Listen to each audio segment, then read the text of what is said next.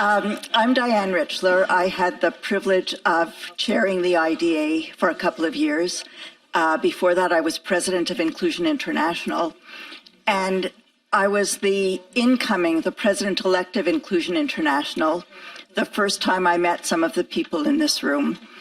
And it's great to be having this celebration, but I think it's worth reflecting on the fact that it wasn't always smooth sailing. And I'm an optimist, but when I went to the first meeting on the convention that was convened by the government of Mexico, I left that meeting thinking, we're never going to get along, because we had very different ways of expressing what we thought human rights meant for people with disabilities.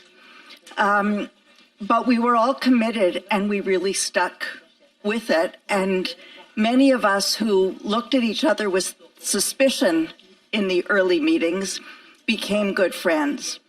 And I think that the most important decision that we made was that none of us would put forward a position or wording that another group saw as harmful to them. And that was really hard because we had very different objectives sometimes, and the language that we were used to using in our own movements didn't always work for everybody else.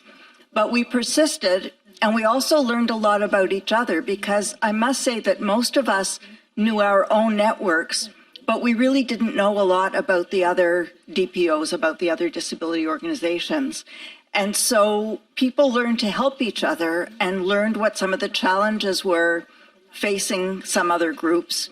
And I think that really made us stronger. We also had the advantage of coming together a couple of times a year for an extended period of time.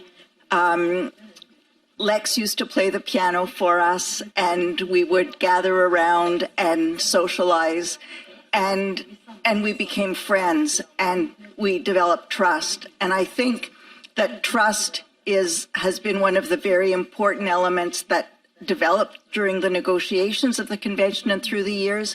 I think that from what I see now, because the movement is so much bigger, it's harder to keep that sense of cohesion, and that's something that I think we really need to work at.